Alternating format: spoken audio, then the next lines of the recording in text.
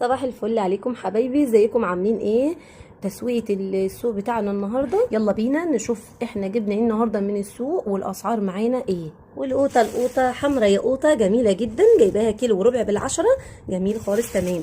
ومعايا كمان العنب الكريز، عايزه اقول لكم ما شاء الله جميل جدا. جايباه بكام العنب الكريز ده؟ شايفين شكله؟ جايباه ب 30 جنيه. وكمان جبت بتنجان رومي عسل جدا ما شاء الله، كان جميل خالص السوق النهارده. الكيلو وربع بالعشرة، كيلو ونص بالعشرة.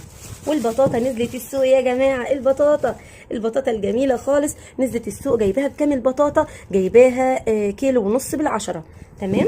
وكمان جبت البرقوق الكيلو ب25 جنيه. وحاول ننقي الحبايه اللي هي الحمراء الغامقه مش الفاتحه يا جماعه.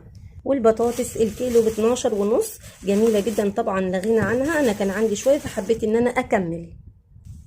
والملك بتاعنا المانجا الجميله الكيلو ب25 سواء الزبديه